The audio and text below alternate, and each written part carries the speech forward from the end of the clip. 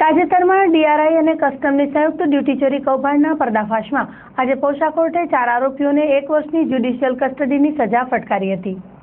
આ કેસમાં સરકારી વકીલ તરીકે ખાસ નિયુક્તિ પામેલા કલ્પેશ ગોસ્વામીએ સરકાર વતી દલીલ કરી હતી, જેમાં દિલ્હી હાઈકોર્ટના જજે મુન્દ્રાના અંદાજે 30 કરોડથી વધુની રકમના ડ્યુટી ચોરી કૌભાંડમાં સુનિલ જંગી, સંજય પરિયાણી, હિતેશ રાણા અને નિલેશ વિષ્ણુપ્રસાદ ચૌહાણને 1 વર્ષની જ્યુડિશિયલ કસ્ટડીમાં રાખવાનો ચુકાદો આપ્યો છે।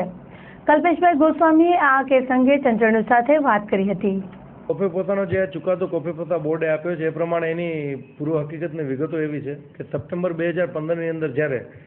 મુંબઈની 2 પાર્ટીઓ ઇન્ટેક પોલિમર અને સિઝન ઇન્ટરનેશનલ દ્વારા બેબી ડાયપરના નામે કોસ્મેટિક અને હાઈલી ઇમ્પોર્ટેડ જે ગુડાંગ ગરમ બ્રાન્ડની સિગારેટ હતી એ જે એની અંદર એક્સપોર્ટ કરવાનું આખું જે કૌભાંડ હતું એ પકડાયું હતું અને એની અંદર જે તે વખતે 4 આરોપીઓ સુનિલ જંગી જે મુન્દ્રાના હતા, સંજય પટિયાને, લિનેશ પ્રભાકર રાણે અને નિલેશ વિષ્ણુ ચૌહાણ, આ 4 લોકો એમાં પૈકીના જે લિનેશ પ્રભાકર રાણે અને નિલેશ વિષ્ણુ ચૌહાણ જે મુંબઈ બેસ્ડ બંને સ્મગલર હતા, આ લોકોની વિરુદ્ધમાં કસ્ટમ એક્ટની કલમ 135 મુજબની કાર્યવાહી કરવામાં આવી। એમને જ્યુડિશિયલ કસ્ટડીમાં લેવામાં આવ્યા, બાદમાં બેલ આઉટ એ લોકોને કરવામાં આવ્યા અદાલત દ્વારા। અને ત્યારબાદ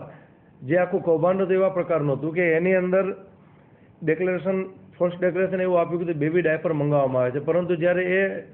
કન્ટેનર ઓન વ્હીલ જઈ રહ્યા હતા, મુંબઈથી નીકળી ગયા અને જ્યારે સુરત પહોંચ્યા ત્યારે વરસાણા ચોકડી પાસે custom commissioner Shri PV Reddy સાહેબને જે બાતમી મળી એના આધારે કન્ટેનરને ડિટેન કરવામાં આવ્યા, એનું ચેકિંગ કરવામાં આવ્યું અને ફરી પાછા જ્યારે મુન્દ્રા લાવવામાં આવ્યા અને ત્યારે જ્યારે કન્ટેનર ખોલ્યા ત્યારે ખબર પડી કે એની અંદર બેબી ડાયપરની આગળ 2 લેયર હતી અને એની પાછળ હાઈલી કોસ્મેટિક જે કહી શકાય હેર કલર છે કે કોસ્મેટિકની જે બીજી વસ્તુ હતી એ આઇટમ્સ હતી અને એના સિવાય એની અંદર ગરમ ગુડાંગ બ્રાન્ડની સિગારેટ, એટલે આ રીતે એક કન્ટેનરની અંદર કુલ 10 કરોડ રૂપિયાનો માલ હતો। એવી રીતે 2 કન્ટેનર પકડાય એટલે 20 કરોડ રૂપિયાનો 2 કન્ટેનરની અંદર માલ હતો। પ્રપોઝલ જ્યારે મૂકવામાં આવી, આ બનાવ સપ્ટેમ્બર 2015માં બનેલો અને પ્રપોઝલ મૂકવામાં આવ્યા બાદ એ પ્રપોઝલ ઉપર કોફી પોતા બોર્ડ છે એ કોફી પોતા બોર્ડે અહીંયા કચ્છની અંદર હિયરિંગ કર્યું અને એની અંદર એ હિયરિંગ અંદર દિલ્હી હાઈકોર્ટના જે ન્યાયાધીશ છે 3 સિટિંગ જજીસ એની અંદર શ્રી જસ્ટિસ મનમોહન જે ચેરમેન તરીકે હતા, જસ્ટિસ શ્રી મીઠા અને જસ્ટિસ જયંત નાથ, તેમની સમક્ષ 11 અને 12મી માર્ચના અહીંયા હિયરિંગ થયું। સર્કિટ હાઉસની અંદર ખાસ બોર્ડ આવ્યું અને હિયરિંગ બાદ બિહાફ ઓફ કસ્ટમ ડિપાર્ટમેન્ટ અમે હિયરિંગ કર્યું,